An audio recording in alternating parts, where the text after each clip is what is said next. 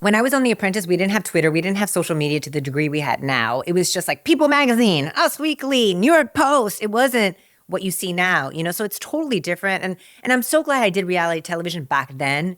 And I remember it was the first time, Mr. Trump did reality television too. So we were all kind of learning as we were going. Mark Burnett came from producing Survivor on an island to running through the streets of New York City. So we were all experiencing this for the first time together, which made it so incredibly authentic, crazy, but authentic. As a young girl, I never understood the concept of fame. I always thought it was so odd that anyone would idolize another human being.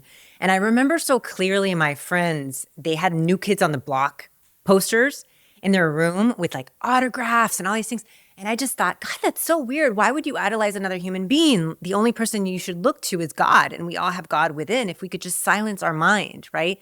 So being in the public limelight was not anything that I found appealing in any way, shape, or form. In fact, I've always said, and I still say it to this day, that I want to be I want my legacy to be very similar to that of Mother Teresa's. And people tease me about that. But I would love to travel the world and just help people by shining the light back to them. And I think we live in just a world right now where we could do that with technology, and we have the power. And I think TV is such an instrument, and radio and media is such an instrument to be able to do that. She didn't have that back then. So if you could really inspire people to silence their mind and look within themselves, I feel like this world would just be a much healthier place, a much better place, and a much calmer place if people just found their inner peace, because we have so many distractions now with social media. And I really feel that we're missing the moments, and it's those moments that make up our life. When you pause and you think about it, every moment your life goes by.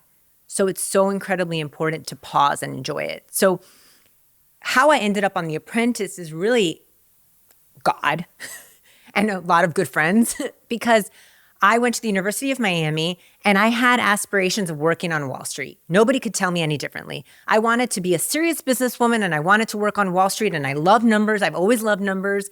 And that was my thing. I studied international finance and marketing. And not only was I going to get a degree in international finance and marketing, but I was going to graduate at the top of my class. I was going to get a 4.0, primarily because, I'm a dork, but also because I was paying for my own education, right? So I'm like, I got to get this thing right. So I worked at the University of Miami Library making $6 an hour, paying for school. I took out student loans. And I thought to myself, this is never going to cut it. I'm going to be stacking books for the rest of my life to be able to pay off this loan. So I was introduced to the world of real estate. At 17 years old, I flipped my first property. And I was introduced at that point in time. My boyfriend at the time, his father was an ambassador to Panama. And real estate was definitely not in his world or his sphere. But he saw an ad for a seminar about flipping real estate. And my exact response was, I'm not going to a seminar about flipping property. I'm going to work on Wall Street. But I went to the seminar, and the first few minutes I found it really intriguing because there were so many numbers and just the negotiations and the deal and the adrenaline that goes into the deal. And I ended up, flipping my first property at the age of 17 with my boyfriend at the time, which then became my first husband, but that's a whole other story. But one of many. But then I thought, wow, I could do this for a living. So I attained my real estate license at age 18 and started selling real estate to be able to pay for my education. And while I was working really hard to get a 4.0, the football players noticed that I was doing really well in school. And I was at the University of Miami during our championship years. I was so blessed to be there when we were winning game after game. And I just developed just a passion for the game of football. And football has truly, truly, truly changed my life. Football has changed my life because these players, some of them began to ask me to just help them pass their exams because they wanted to play on Saturdays. That's all they really cared about. And the dork in me was like, the more I teach, the more I'll learn. Sure, I'll start tutoring you guys. So I did. And when a lot of these guys went pro, they got drafted all over the country. I realized that there was a need for one point of contact to help all of these athletes with their real estate needs. And also one of the football players, which is still one of my best friends till this day, he said to me, you know what? I need to marry a Cuban woman. And I said, are you sure about that? Get ready. It just happened to be that my best friend at the time was a beautiful Cuban girl, and she and I were just killing these like team meetings and finance, and we were all about studying. So I introduced them on a blind date with my other friend, Joaquin Gonzalez, which was also a football player, but we went to elementary school together. And literally, she's like, what are you doing? Like, this guy's not for me. Well, now they're married with 3 beautiful girls. So that's my claim to fame there. But it was Brett that saw an ad on the Today Show for the first season of The Apprentice. And I was helping him with his real estate needs in Jacksonville. He was playing football in Jacksonville. And he said to me, listen, there's this ad on the Today Show. You should totally do it. It's with Donald Trump and it's reality TV. And my response was, you think I'm going to do reality television? I'm a serious businesswoman. It would destroy everything that I've tried so hard to prove in the business world. And he looked at me and was like, yeah, you should do it. And then later on, years later, actually, he told me, the reason I told you to do that show was because if Emily had done it, his now wife, she would have left me. So you were the next best option. I'm like, oh, thanks. I'm glad I was there for that moment. But it was the day of the deadline for The Apprentice, and we filmed a reel, and it was raining. I was pumping gas, like just a crazy video. And I got called that day with the producers, and they said, we want you to come to California and try out for the show called The Apprentice. And I'm like, what? Like, I was just all taken aback. Fast forward to California, and we did hardcore testing. Like, we did like SAT testing, physical exams. Like, it was hardcore. They were not playing. And they chose me. Oh, we also did these interviews in front of like this board where they literally would just shoot questions at you and you'd have to answer. And I was 20-something years old. And I remember getting chosen. And I went to my room and I called my mother and I said, I normally know what to do, but in this moment, I have no idea what to do. I don't think I should do this show. And she said, quiet your mind, listen to your intuition, and go with it. So I did that. And then I heard a knock on the door, boom, boom, boom. And it was Mark Burnett with his team. And he's like, sit down, in his English accent. Do you know that this opportunity is going to change your life? And I was like, Mark, you don't understand. I'm going to work on Wall Street. And he's like, you need to do this. You need to do this, Katrina. Think hard, blah, blah, blah. And he convinced me. And honestly, I am so incredibly grateful to Mark Burnett and to Donald Trump because they transformed my life. And for someone like myself, which comes from immigrant parents, which fled Castro during the Castro regime at a very young age, and my grandmother, which really was the one that instilled a deep sense of faith in me. She used to always tell me, Katrina, you're going to do something big and it's going to be faith-based. And she's the one that taught me how to pray. She taught me about faith. She taught me about God. And I remember every time we prayed, she would say this to me, you're going to do amazing things with God.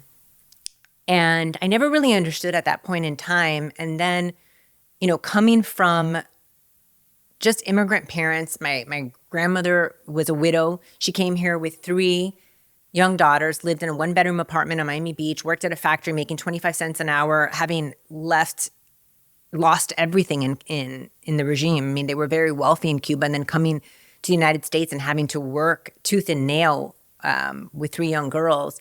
I think back to that, and it's just amazing that you fast forward and then here her granddaughter ends up in the White House, like part of President Trump's Women for Trump, co-chair of Women for Trump, Latinas for Trump. And you think about that, and the American dream is attainable. It really is. And that's what's so amazing about the United States of America is that you can become something. And that's why I'm so passionate about Trump, because he changed my life. Like, he really changed my life. And I get so emotional talking about it because I was such a young, ballsy young girl. And I remember in the boardroom, he said to me, Katrina, have you ever been duped? And I was like, I've never been duped. I've never been duped. He's like, I've been duped. I was like, Mr. Trump, I've never been duped. And to think back then, a 20-something-year-old in the boardroom in Trump Towers, like telling him, this man who would later become the president of the United States, that I've never been duped, it's just comical looking back. But he truly transformed my life. And he also taught me that perception creates reality and the art of branding. Like, you have to believe in yourself. You have to believe in yourself in order for others to believe in you. And everything is possible. And I really am incredibly grateful to President Trump and to his family. I've been very loyal to them. They're almost like my second family because I know their values. I know their morals. I've worked alongside them. I've worked alongside Ivanka. I've worked alongside Eric. And I know who they are as human beings. And what you see is what you get. And their morals, their integrity. Laura and I worked very closely in the campaign, in Women for Trump. And it's just, and also at the same time, you're running a campaign, you're in the White House with them. And then the next weekend, you're at Monster Jam with your kids. And that's who they are. And that's why I'm so incredibly passionate about supporting him. But also because as a Latina, as a first-generation American, I know that they believe, regardless of where you come from, we're all made out of the same fabric, and the American dream is attainable. And that's why I'm loyal to him. Well, what's really interesting is The Apprentice aired, and then we came on, since it was the first season, we came on after Friends. And Friends was the #1 show on television at that point in time. And I remember Mark telling me, this is going to be big. And I was like, I had never done television. And then when the show premiered, I realized that people from all walks of life were watching the show. They were inspired with the show. They were fathers and daughters were watching this together. It was a whole different type of reality television that we had never seen before, right? Everything before that, a business show didn't exist. And so, but yet I'm really grateful that I've never really been starstruck or really cared about people in the limelight, because I just saw everybody for who they are. Even when I was in the boardroom with Trump, looking back now, I'm some of the things I said, what was I thinking? But I'm so grateful for those opportunities. And it's also fun to have my family, right, watch and just be encouraged and inspired through this. Coming from, again, immigrants all the way to, being one of the women in the White House advising President Trump, informally, when he would have just seminars and stuff. It's just amazing, being there during inauguration. And I truly believe that I just have such deep gratitude for President Trump, because I was the first Latina on the first season of The Apprentice. And just to see how he changed my life and how he's changed so many people's life. And I think even more recently, people were able to get a glimpse into his heart, where you really saw the real man and the fact that he just wants to help this country and he just wants to help people. I remember Mark Burnett, after filming the second season, he came out of the control room and he's like, "I think you were a casting mistake." And I was like, "Me? Why?" He's like, "You haven't said a word." And I said, "Mark, you're putting me in a room with 17 other type A personalities. I'm all about peace. This is definitely very intense." And he's like, "But Katrina, you're a fighter. We saw you during the interview process. You don't hold back." And I said, "Yeah, but first I observe." It wasn't until the underdog on The Apprentice was getting just bullied by someone that I stood up and I was like, "I've had it." And then the one line I said is, "Life is too short to be a bitch." And they played that again and again and again and again. In every commercial, my mom's like, "Katrina, de todo esto no lo puedo creer." Which means of everything, this is the one thing you weren't even taught to curse. We weren't even allowed to curse in the house. So the fact that that's the one line they used, my mother was traumatized. And they played it again and again. So after The Apprentice, I decided, that it was really important to prove myself as a businesswoman. So I still started my own company, my own real estate company, and I continued doing television work because I always believed. So The Apprentice for me was kind of a moment where I realized the power of television, and that television could be used as an amazing instrument to help inspire people to be the best version of themselves. That's when I realized, okay, everything that you feel within, you could use media to help shine the light back on people, because it's never about me. It's about other people, right? That's what's gratifying to me. It's just seeing other people shine. I get I just get such gratification. And I thought I need to figure out how to use this as an instrument to do just that, right? But at first I wanted to prove myself as a businesswoman. So I started my own company, represented over 350 athletes, entertainers, and celebrities, and got drained. And then I took a sabbatical, a spiritual sabbatical. And that was probably the best time of my life. I was on a spiritual sabbatical where I literally took care of my body. I worked out. I took care of my mind, body, and soul. I read spiritual books, faith-based, and I also then produced another TV show while I was doing that. But it was just a really amazing, peaceful time where I spent a lot of time in solitude. I'm really big on solitude. I really believe that it's only with yourself that you can come to understand what it is that your higher calling is.